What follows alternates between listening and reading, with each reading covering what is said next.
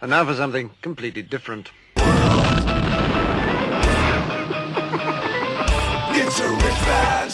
Forget everything you've been told by others before. Get ready for the real deal, the full story, real talk about money, markets, life. Now, it's The Real Investment Show with Lance Roberts, presented by RIA Advisors. And good morning. It is back to Monday, unfortunately, as we start another week. Of course, over the weekend we had rain here in Houston, so that was actually a welcome relief for a change. Flowers liked it, plants liked it a bit. We'll take it. We'll definitely take it. Yeah. So, so recently we talked about on the show that I'd sold my house and we moved into a rental house, right? Yes. So, we used to live out kind of in the sticks for a long time. And East San Antonio, East I San believe. Antonio, that's right, way out there in Katy. And so we rented a house, that's kind of in Houston now, and closer to the office. And of course, this is an older neighborhood, so it's got big oak trees everywhere. Oh, yeah. Very, very woody. Yeah. Right. So we have lots of squirrels. And so my dogs discovered squirrels over the weekend. Oh. So now they're convinced that the entire house is infested with squirrels. So it is a constant charge out of the back door to try to find these rascally rabbits that are now squirrels. So I posted a picture. If you follow me on Twitter at Lance Roberts, I posted a picture this weekend because I've now trained my dogs to be alert to the word squirrel. So no matter what they're doing, and it's exactly like that cartoon Bolt, which is where it came from. There was I think a Pixar. I'm not sure about the maker, but I think it was Pixar did a movie called Bolt. Yes. And the whole movie is these dogs will be very intent on doing what they're doing. All of a sudden, it'll be squirrel, and everybody just freezes. So now when I yell squirrel in my house, my dogs just freeze and look out the door. So how did you incent the dog to react to that command? I just kept pointing at the door, saying squirrel. That's great. So now I've got them trained. So anyway, but I've got a picture of it on Twitter. So if you go to @LanceRoberts on Twitter, you can see the picture. Anyway, stuff I entertained myself with over the weekends. Between that and writing newsletters. In the newsletter this weekend, we talked a lot about the market and what's been going on here. And of course, we've had this very, very strong rally in the markets. And interestingly enough, if you go back and look at this rally, historically, bear market rallies. Now, look, I'm not saying this is a bear market rally, okay? Just hang with me for a second. Let me throw some stats at you this morning. Historically speaking, the average kind of bear market rally runs about 14%-ish, give or take, and lasts over a period of time. And what we saw in this rally here was very interesting. We had a 17% rally, which is right in line kind of with that 14% average, a little bit more, but a nice rally. Only 4 stocks, though, made up the entirety Well, not the entirety. They made up 30% of the entire gain. So 4 stocks, Apple, Microsoft, Netflix, and Tesla. Apple, Microsoft, Meta, and Tesla made up those 30% of those gains. And U.S. stocks made up 86% of the bear market rally and the gain. So again, just a lot of concentration in U.S. stocks driving this market. Of course, we saw a lot of this in meme stocks like AMC, GameStop. We have our daily market commentary out this morning called Bloodbath and Beyond, talking about the whole shenanigans that went on with Bed Bath and Beyond over the last couple of weeks, and the stories behind that. So that's on our website now, realinvestmentadvice.com. Just click on the daily commentary link on the homepage, and you can read that commentary on Bed Bath and Beyond. Now, what we said over the last couple of weeks. So here we've had this very kind of textbook bear market rally. Now, having said that, and we've pointed out over the last couple of weeks, there are some good technical indicators that are going on that are suggesting, well, maybe this is a little bit more than just a bear market rally. Maybe the bottom for the market was put in back over here because we did see things like a 50% retracement of the previous decline. We did see the number of stocks above their 50-day moving average reach 90%. Those things typically occur when you're putting in a market bottom. Now, not always the case. Typically occur. So let's remember things can kind of separate themselves out from time to time. So we have seen these bullish kind of technical supports for the markets, and we've talked about these in the newsletter as well as here on the show. But again, we said last week that we were approaching 2 standard deviations above the 50-day moving average, running into the 200-day resistance. Markets were extremely overbought, and we were due for a bit of a pullback or correction, and that pullback would take us somewhere probably back towards that 50-day moving average, most likely. We'll see where it gets us to. But what we're going to see is today the markets are going to open lower this morning at the open. Again, just looks like we've got some kind of that profit taking impacting the markets here. Now it's not, we're not opening down 3 or 4%. There's no kind of financial crisis brewing here. Looks like kind of a normal market open. Friday, we had a $2 trillion options expiration on Friday. So we saw a lot of stocks getting liquidated on Friday for OPEX. That led to a bit of that decline. So we've now had a confirmed rejection at the 200-day moving average. Stocks were down on Friday, going to be down a little bit more this morning. We're probably going to test the 20-day moving average today. So that's going to kind of be that first level of key support for the market, the 20-day moving average. Typically, that's a very short-term average. It doesn't provide a lot of support. So right below that is the 100-day moving average. So that's going to give us a little bit more support there.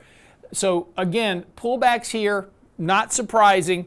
Going to trigger both we've actually already will trigger today a MACD sell signal from a very high level.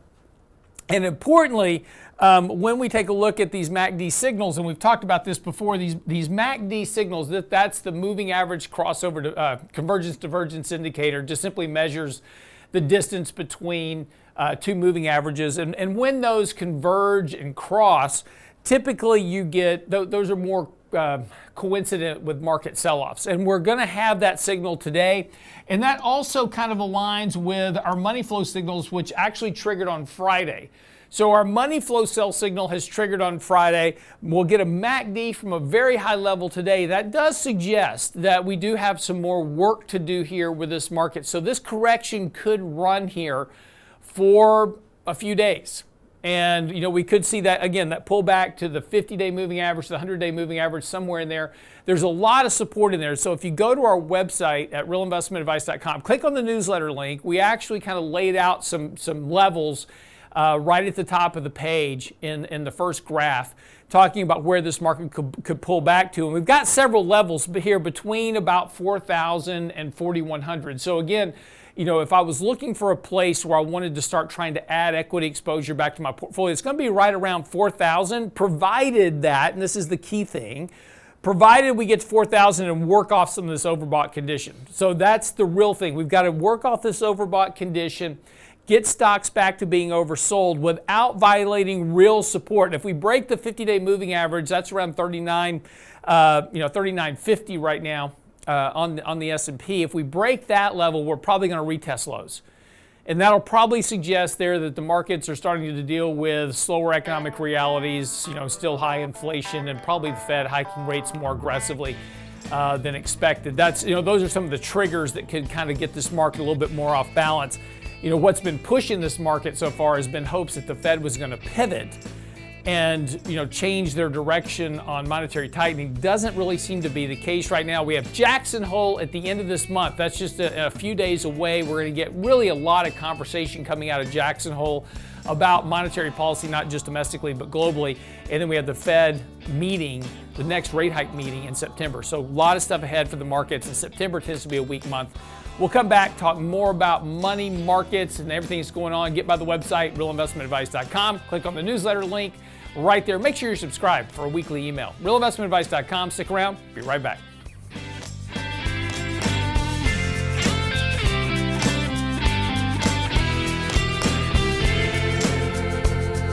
Get daily investment news you can use, delivered at the speed of the internet at realinvestmentadvice.com. Hi, Lance Roberts here. If you're like most people, your 401k plan represents the bulk of your retirement assets, and unfortunately for many, managing your 401k plan can be difficult. There's so many choices, so many things to consider. With just a quick email, a couple of questions, you can put RIA advisors to work for you managing your 401k plan. Get started right now at the website, realinvestmentadvice.com, or simply call our toll-free number, 855-RIA-PLAN, or again, simply online at realinvestmentadvice.com. Health and financial security touches everyone within your organization. Offering benefits for all doesn't need to be complicated. Hi, I'm Tom Allen, Senior Benefits Consultant at RIA Advisors. RIA Benefits provides independent expertise to find solutions that speak to the mission of your business, the culture you want to establish, and the budget you are able to work within. Book a free consultation with me at realinvestmentadvice.com/retirement, and we'll find a solution that takes care of your most important asset, your people. realinvestmentadvice.com/retirement, realinvestmentadvice.com. Could your job still be at risk? A new normal can still include new obstacles. A severance package can be an emotional as well as a financial decision to consider. Wouldn't it be comforting to review the options for you and your family with an objective financial partner? At RIA Advisors, we're here to help. From severance pay, tax timing decisions, to how to maximize unemployment benefits, the RIA team wants to make sure you can do what's best for your family. There's no charge for a consultation, so reach out to RIA Advisors, 855-RIA-PLAN, RIAadvisors.com. And now, another page from the Real Investment Advisors Investing Manifesto. Bulls win in bull markets. Bears win in bear markets. Eagles soar above and take advantage of opportunity. Let us help you soar as you reach your financial goals with RIA Advisors. Neither bull nor bear. RIA Advisors, 281-501-1791 or online at realinvestmentadvice.com. The Real Investment Show.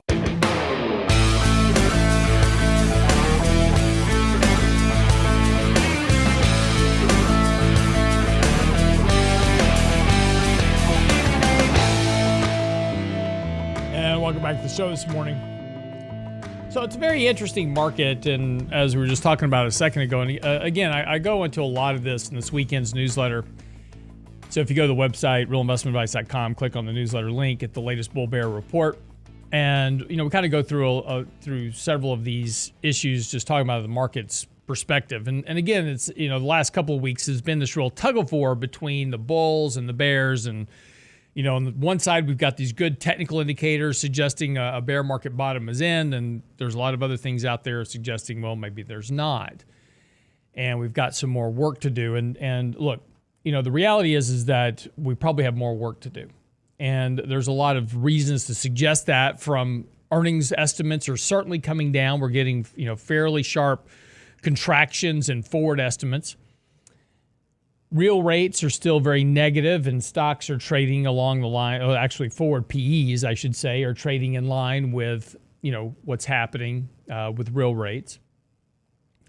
And that all suggests that there's trouble ahead, kind of in the markets, and we see this in a lot of areas. It's not just what's going on with stocks and earnings. We see it in a lot of the economic data. There was an interesting article. I had texted it over to Brent over the weekend, and because I was doing some reading, and it was talking about 50% of companies, this was a survey conducted by PricewaterhouseCoopers, and they found that more than 40% of executives are rescinding job offers. Now, we've talked about this before. When companies are slow to hire and they're slow to fire. They're slow to hire because they don't want to bring on new employees when they're not sure about the economic outlook. And when you have good employees, you certainly don't want to let them go because they're really hard to find. Good employees are. And they're expensive to train. So once you invest the capital, time, and effort and set them up in a desk or an office or whatever to train them to do a job, you certainly don't want to let them go. So, they're very slow to fire until eventually the economy gets to a point where they really have no choice because they've got to protect their profits. And so, not surprisingly, the first step is to start doing things like hiring freezes. And right now, 52% of companies surveyed by PricewaterhouseCoopers have already implemented hiring freezes. And we talked about this on the show. Everybody from Tesla to Facebook to Google, et cetera, have all instituted hiring freezes. 40%, as I said, are rescinding job offers. So they had a job offer out, and Brent had 5 job offers that he was considering because he's a highly wanted man. And he says, and then all of a sudden, 5 job offers become 1. And the good job went away because he was holding out for a better job. That's what you get for being greedy, Brent. Now, what's interesting about this is the first step. Now, once you go through this phase, and then, of course, the next phase is where you actually start getting increased layoffs and unemployment starts to rise as the economy continues to slow. But this is that first kind of warning shot. Now, what this doesn't tell you, right, is what's going on in the entirety of the market. And, while PricewaterhouseCoopers, they survey big companies, they're surveying companies that, they do audits for. So, they're publicly traded big companies, thousands of employees in a lot of cases. So they're interviewing, their surveys covering companies like Facebook, Google, Apple, Amazon, those type of companies. What this doesn't tell you is anything about the 60% of the economy that's all driven by small businesses. Nobody surveys them. Nobody surveys the mom and pop businesses that are going out of business or have had to start laying off employees, construction contractors, plumbers, those type of things where, it's these, small to medium-sized plumbing companies or small to medium-sized construction companies, whatever, and they're now having to lay off. See, nobody surveys those individuals. But they don't have access to public markets, public debt. They don't have an ability to raise capital very quickly through major firms. And so profitability for them becomes extremely critical. It's all about cash flow. And the difference for them is life or death, literally. They can't go to the public markets and raise $1 billion in debt to fund their businesses through a slump. For most small to medium-sized businesses, when a slump comes along, if they're not adequately prepared for it in advance, they go out of business. That bottom 60% of companies make up a big chunk of the employment in the country. They make up a big chunk of the economic activity in the country. And we've talked about the importance of small and medium-sized businesses in the past, and why, when you take a look at the National Federation of Independent Business, that survey of small businesses, this is an organization that actually surveys those businesses. That tells you that the economy and the outlook for the economy is actually a whole lot worse than what some of the headlines in the economic data suggest.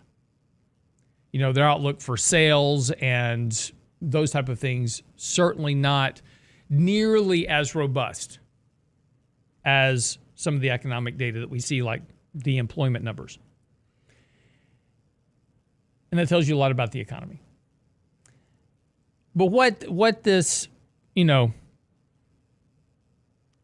of story is telling you is that, we're at a phase in the economy where we're not at the bottoming phase of the economic slowdown. We're more at the topping phase of the economic slowdown.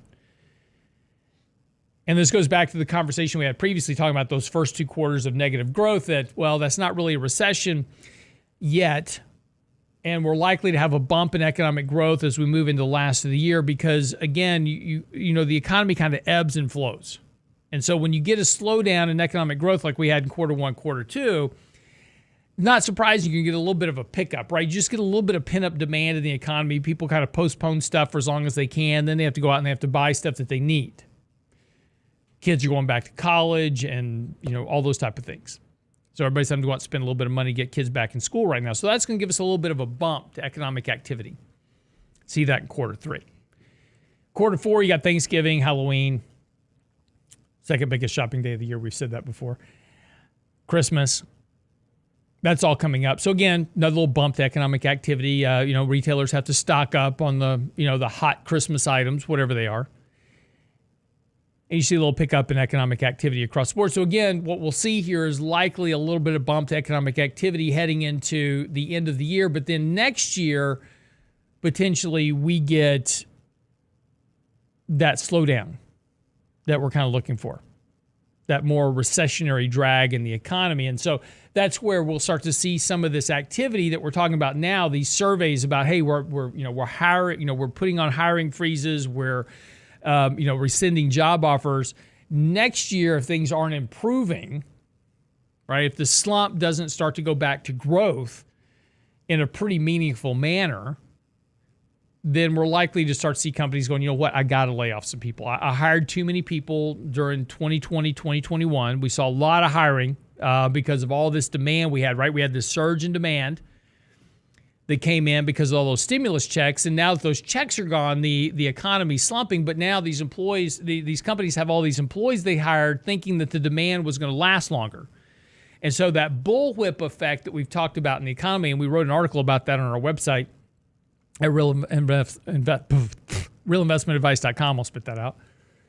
If you go to the search bar at the top of the website, type in bullwhip effect, you'll see the article. But we wrote this article about the importance of the bullwhip effect and why this is something we actually talked about happening back in early 2021 because of all these checks. And we're talking about the sugar rush in the economy and how when that stopped, you would have a very sharp slowdown in economic growth. And that's what we're seeing this year. And everybody, and what everybody tends to forget is like, going into this year, estimates for economic growth in 2022 were above 6%. We're going to be lucky to generate a 1% growth rate by the end of the year. See, everybody forgets about the estimates. You know, we listen to the economic data comes out and we go, oh yeah, so GDP was, X. And then we forget about all the revisions. But more importantly, we forget about all the estimates that were out there before. 6% economic growth this year, 4% next year, eventually getting down to 2% again, getting to 2025-ish, right? We're going to be at 2%-ish by the end of this year, which ironically is about where we said it would be back in 2021.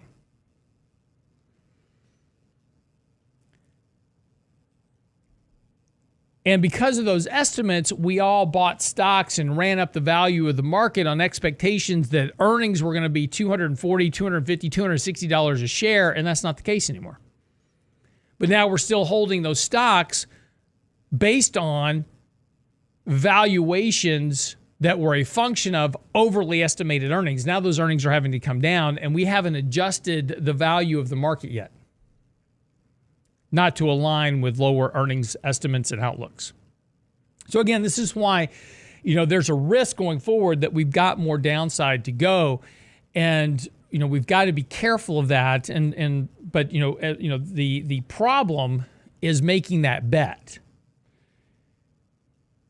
You just saw kind of a face ripper rally over the last 9 weeks, up 17%. I mean, that's a pretty phenomenal rally. And of course, now we've got, a few indicators here that are providing good levels of support, indications that markets have kind of stabilized here, hopes that the Fed's going to pivot rates and that the economy is going to kind of have a soft landing. That's always kind of the hope.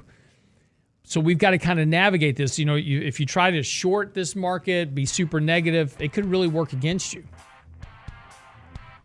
But that's the challenge we're going to be in now for the next, few weeks. And as I talked about, we're going to have this correction. And if we're looking to add equity exposure anywhere, it'll be during this correction, depending on where this market finds support, where it finds a bottom, and when it starts to show signs that the current correction is over. That'll tell us a lot about what we do with allocations next. But right now, we're just going to have to wait, watch, be a little patient. Be right back after the break.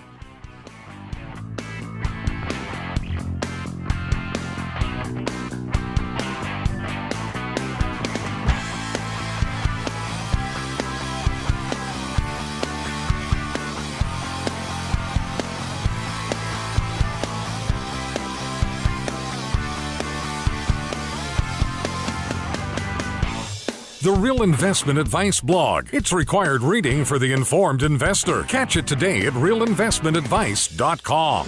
In 1999, a parafiduciary group of financial advisors were busted by corporate giants for trying to operate in their clients' best interest. These men promptly escaped from a high-cost margin environment to the Houston Energy Corridor. Today, still excoriated by their former employers, they survive as protectors of others' fortunes. If you have a problem about preserving capital, if no one else can help, and you can find them right here, maybe you should hire the RIA team. Health and financial security touches everyone within your organization. Offering benefits for all doesn't need to be complicated. Hi, I'm Tom Allen, Senior Benefits Consultant at RIA Advisors. RIA Benefits provides independent expertise to find solutions that speak to the mission of your business, the culture you want to establish, and the budget you are able to work within. Book a free consultation with me at realinvestmentadvice.com/retirement, and we'll find a solution that takes care of your most important asset, your people. realinvestmentadvice.com/retirement, realinvestmentadvice.com. And now, another page from the Real Investment Advisors Investing Manifesto. A passive investment portfolio requires active risk management. It's not a choice, it's necessity. Diversification doesn't protect against risk of loss. Let us actively help you reach your financial goals with RIA Advisors. Neither bull nor bear. RIA Advisors, 281-501-1791 or online at realinvestmentadvice.com. Can't catch the whole show now? Listen to our podcast later at realinvestmentadvice.com. My one vice in the world is York peppermint patties, so I don't know who keeps sending me these, but keep doing it. You should at least stick a note in so I can thank you for doing it, but hey, you're my hero. That's enough for the whole office. Yeah, I don't share. The Real Investment Show podcast. Same show, your schedule. When you have only one vice in the world, No. You you can drool over this. I'll get my own. At realinvestmentadvice.com. Yeah, I'm not sharing. Right. Yeah, sorry. Anyone can sell you insurance, and they'll gladly take your premium dollars. The RIA Insurance Agency can provide you with insurance solutions tailor-made for your needs and lifestyle. Because everyone's assets are different, let RIA Insurance review what you need to protect and how. We won't sell you insurance, but what you need will be a matter of policy. RIA Insurance Agency. 888-915-0780. 888-915-0780. RealInvestmentAdvice.com. Click on the insurance tab. Real Investment Show podcasts are now available from Stitcher Smart Radio at Stitcher.com. Hi, Lance Roberts here. If you're like most people, your 401k plan represents the bulk of your retirement assets, and unfortunately for many, managing your 401k plan can be difficult. There's so many choices, so many things to consider. With just a quick email, a couple of questions, you can put RIA Advisors to work for you managing your 401k plan. It's a quick and easy application. Just simply click Ask a Question at realinvestmentadvice.com or give us a call at 855-RIA-PLAN. That's realinvestmentadvice.com. Have market gyrations caused you to lose sleep? If so, it's because you have more risk in your portfolio than you realize. It's time to reevaluate your long-term investing strategy with RIA Advisors. Our disciplined approach can help eliminate unnecessary risk. If you think it's time to work with an advisor who puts your interests first, it's time for Real Investment Advice. RIAadvisors.com. You're listening to The Real Investment Show.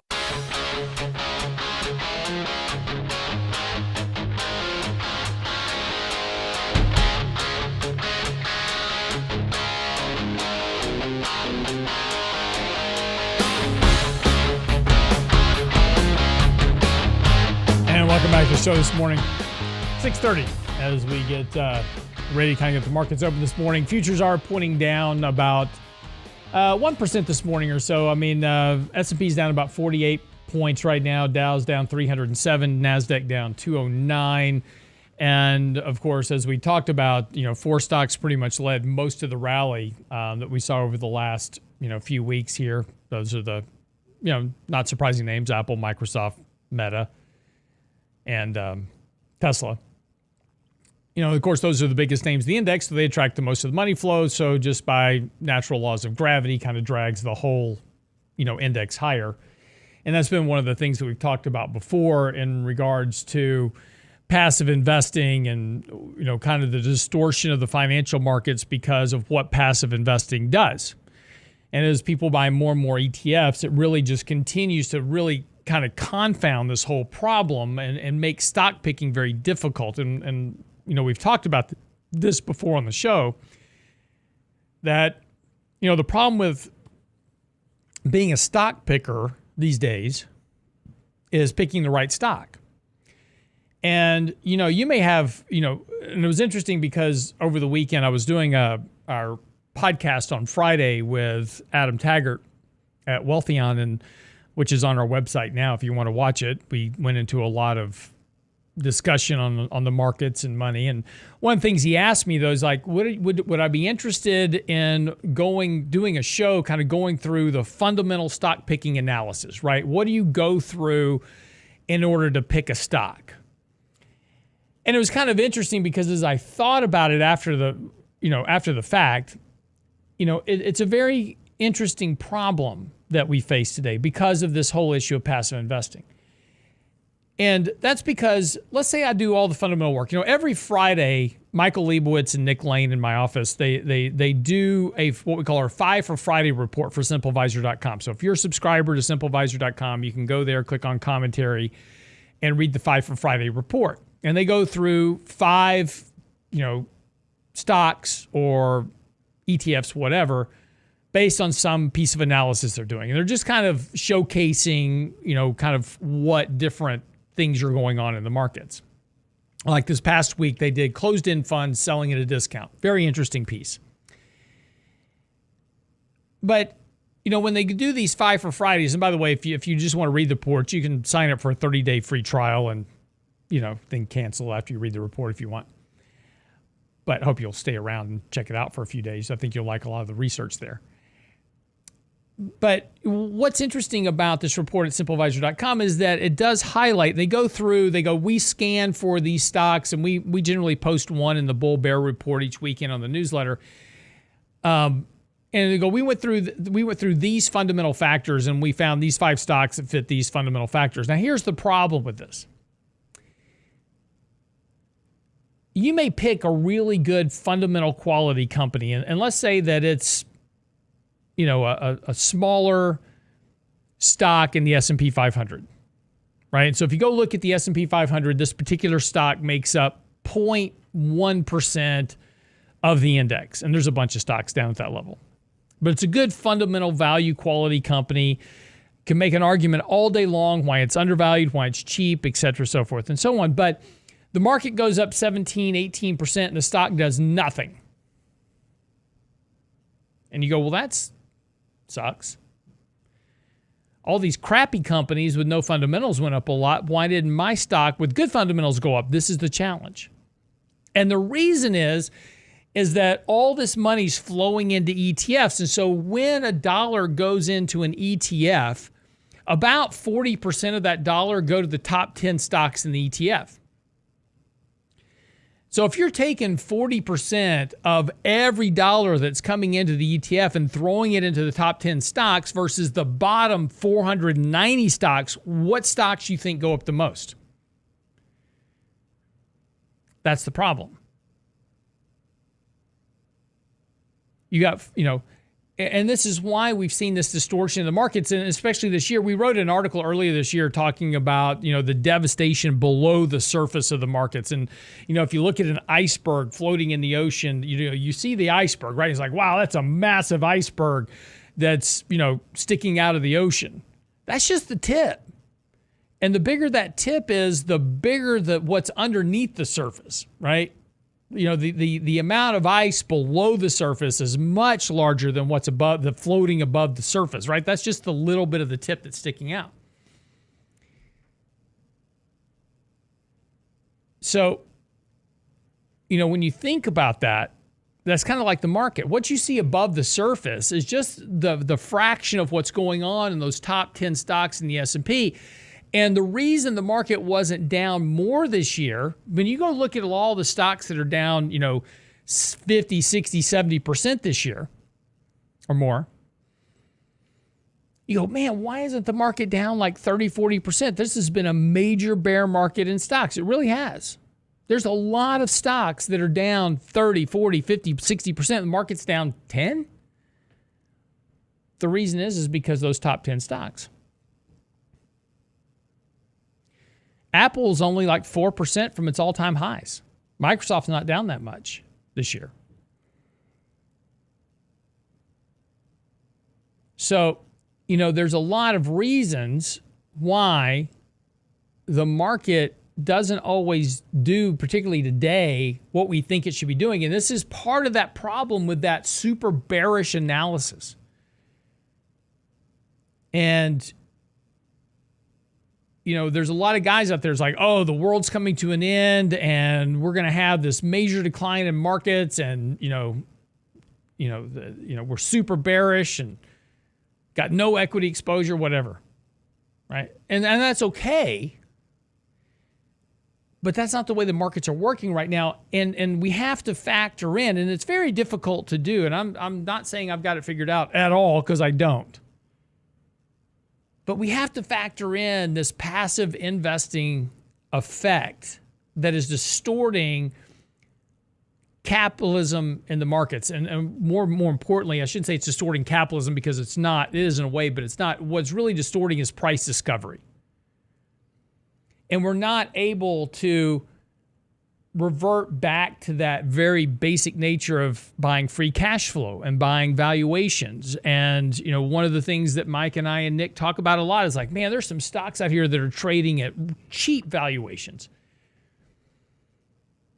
And they're not doing anything. They didn't participate with the rally. Intel's a good example, right? Super cheap valuations. Hadn't done a lot. AT&T, Verizon. I mean, there's a bunch of them. But they're not participating because they're not Apple, Microsoft, Tesla, Facebook.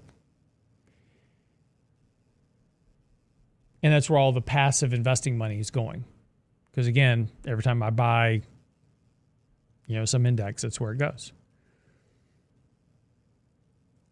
Now, is that going to change? I don't know. The risk is something happens financially, economically, whatever it is. And these passive indexers began to sell ETFs in bulk. That's the risk. If you begin seeing a liquidation of ETFs, that's going to run through the market from the top down. In other words, Apple, Microsoft, Meta, all those stocks that have been holding up the market will lead the market on the way down as those ETFs are sold, which will require liquidation of those big major holdings, right? That's what you got to have happen. And at that point, it's going to be interesting because then the market will work in reverse. You don't want to be in the big mega cap companies. You want to be in the smaller bottom tier of the indexes, which have less outflows. And valuations will probably start to matter. We'll probably start to see some inflows into those stocks. But again, what will cause that? What will cause the average passive indexer to start selling stocks? Well, you're going to need some type of shakeout in the markets that really invokes some fear. And we haven't seen fear at all. As bearish as the markets got this year, right? And we talked about the super negative sentiment and how investor sentiment was, at the lowest level since 2008. And it was, a scary time for investors. They never sold stocks. It was interesting because they're going, the average investor was saying, well, this market sucks. It's terrible. It's all going to zero, but I'm not selling anything because I don't want to miss out.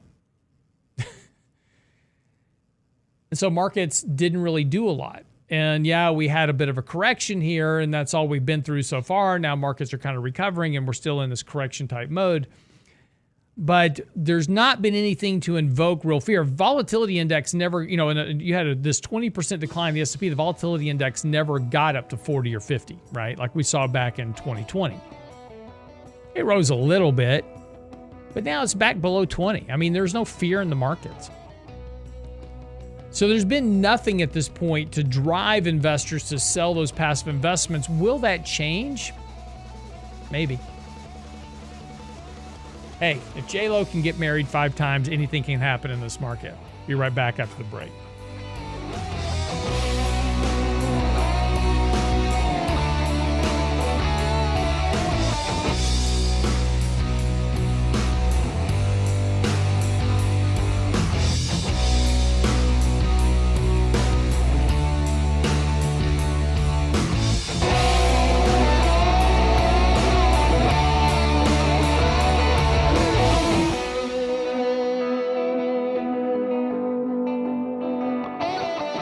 Get daily investment news you can use, delivered at the speed of the internet at realinvestmentadvice.com. In 1999, a parafiduciary group of financial advisors were busted by corporate giants for trying to operate in their clients' best interest. These men promptly escaped from a high-cost margin environment to the Houston Energy Corridor. Today, still excoriated by their former employers, they survive as protectors of others' fortunes. If you have a problem about preserving capital, if no one else can help, and you can find them right here, maybe you should hire the RIA team. Hi, Lance Roberts here. If you're like most people, your 401k plan represents the bulk of your retirement assets, and unfortunately for many, managing your 401k plan can be difficult. There's so many choices, so many things to consider. With just a quick email, a couple of questions, you can put RIA advisors to work for you managing your 401k plan. Get started right now at the website, realinvestmentadvice.com, or simply call our toll-free number, 855-RIA-PLAN at realinvestmentadvice.com. Health and financial security touches everyone within your organization. Offering benefits for all doesn't need to be complicated. Hi, I'm Tom Allen, Senior Benefits Consultant at RIA Advisors. RIA Benefits provides independent expertise to find solutions that speak to the mission of your business, the culture you want to establish, and the budget you are able to work within. Book a free consultation with me at realinvestmentadvice.com/retirement, and we'll find a solution that takes care of your most important asset, your people. realinvestmentadvice.com/retirement, realinvestmentadvice.com. And now, another page from the Real Investment Advisors Investing Manifesto. Manage risk and volatility rather than trying to manage gains. You don't have to be right all the time. Long-term investing success is a 70% gain. Let us help you reach your financial goals with RIA Advisors. Neither bull nor bear. RIA Advisors, 281-501-1791 or online at realinvestmentadvice.com. The Real Investment Show.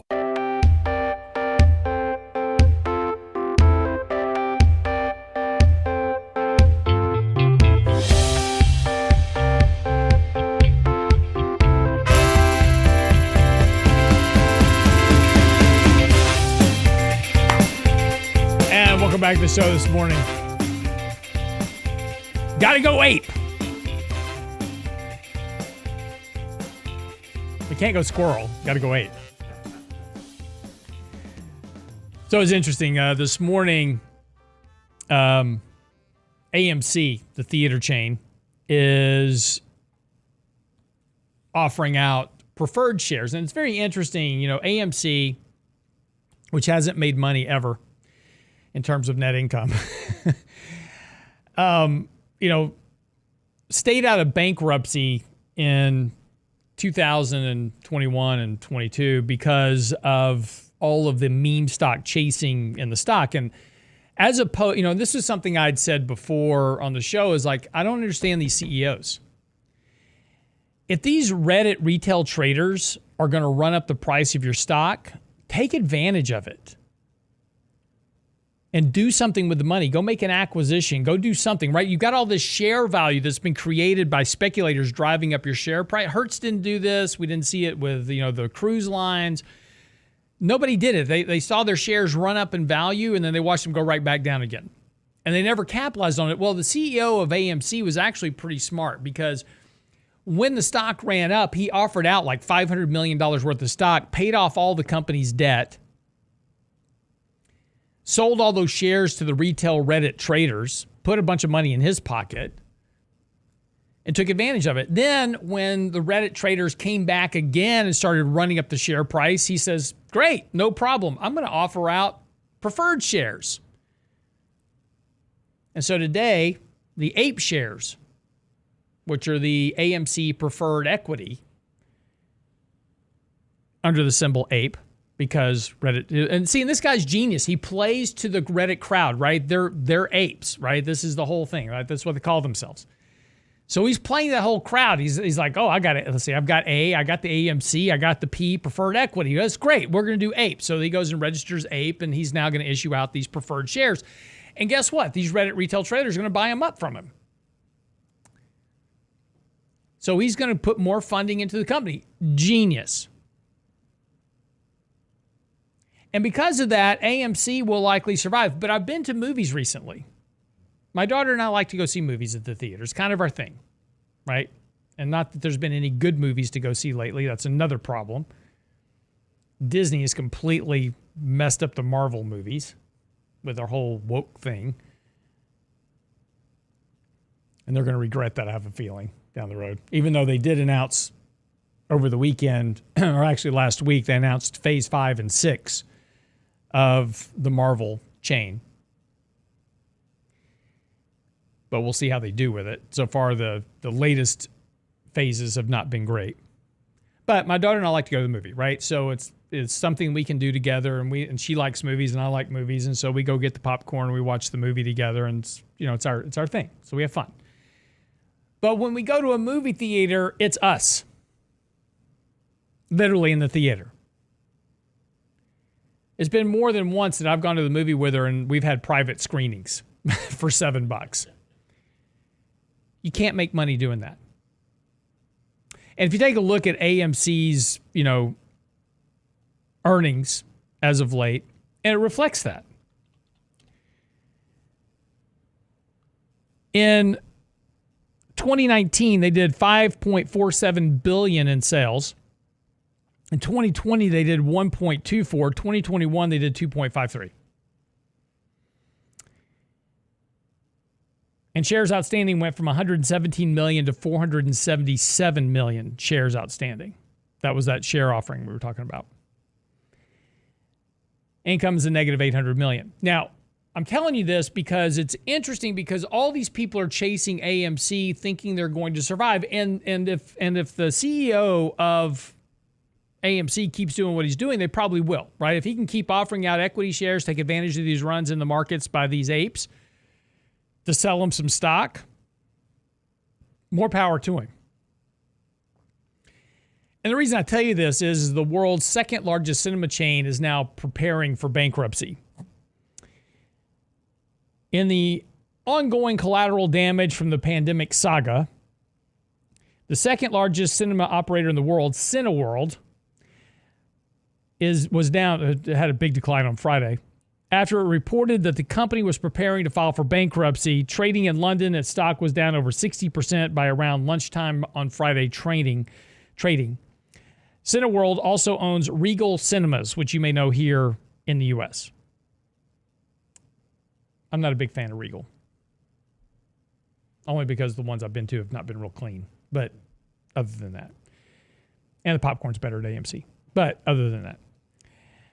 Regal Cinemas has already hired advisors to begin laying out the bankruptcy process. Wall Street Journal first reported late last week it expected the company will file Chapter 11 in the U.S. and an insolvency proceeding in the U.K. Cineworld operates 9,000 theaters in 10 countries.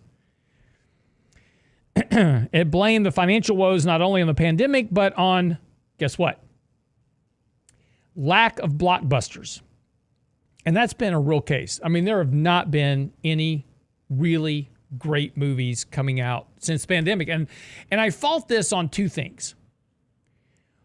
One is now the competition of trying to get movies out to fill all the demand, right? Because, you've got Disney Plus, you've got Netflix, Hulu, you've got, Amazon Prime, all these streaming needs that are out there need new content to keep subscribers coming and paying that monthly fee. So this means that I've got to produce something quickly and get it out there.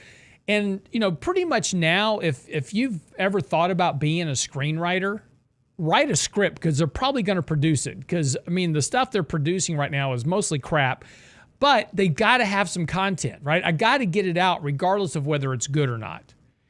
And so pretty much this is a boon for screenwriters of anybody, because if you can just slap together a halfway decent script of something and just kind of follow the formula, you got to have an action scene at the beginning, a love scene in the middle, you got to have some kind of woke attitude about 3/4 of the way through, then another big action scene at the end. You kind of follow that, Netflix and Disney will produce it and they'll get it out. And you may make some money with it. But the problem is that we're having to produce this stuff so fast, you can't produce the blockbusters that we used to have. This is what I was saying is the best thing Disney had going was the Marvel universe with Captain America and Iron Man and all that. Well, they killed all those characters off for the most part. At the end of that sequence, Black Widow, the whole 9 yards. And so now you've got to create all new characters, but the way they're going with these all new characters are not appealing to the fan base. The Eternals was terrible. And this is going to be a problem. So what's happening with these movie theaters is a lack of blockbusters because there's too much demand to create content too quickly. So nobody's really spending the time to find and develop these big blockbuster movies. And without the blockbusters, you don't attract people to go to the theater. And plus, now that you're pushing the stuff straight to video in a lot of cases because you got to have it, don't need to go to the theater.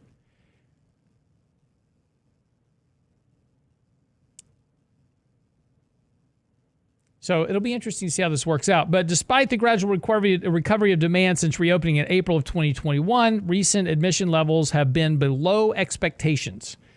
Box office sales are down 30% compared to pre-pandemic.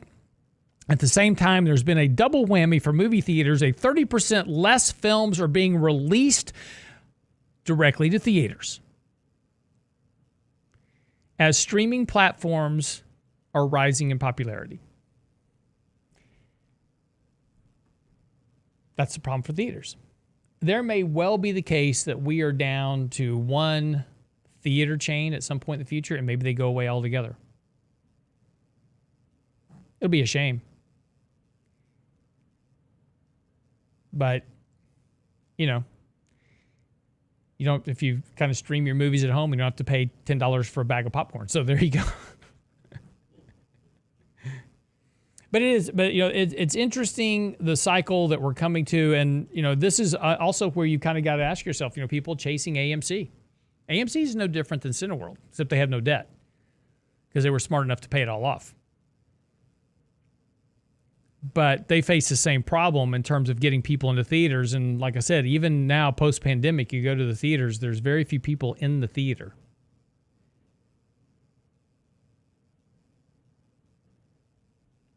So, all right. One last thing here before we wrap up.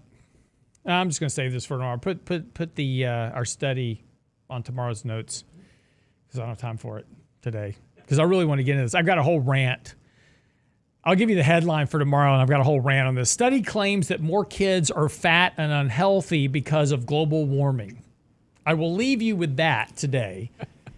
And we will rant on that tomorrow as we also get into the reason why the armed forces can't recruit people that are physically fit enough to join the military.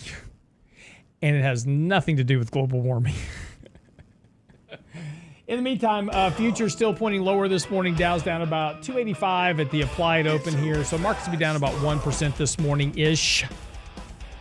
We'll see, of course, if we get some recovery, during the day or not, or if we just kind of continue to have a little bit more of a sell-off here, which, as we said last week, sell-off here not surprising.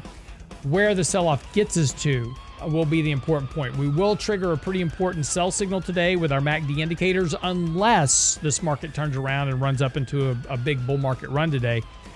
But we'll talk more about that tomorrow. Get by the website. Our latest newsletter is out. Also, click on the daily commentary link to get our latest daily commentary on Bloodbath and Beyond.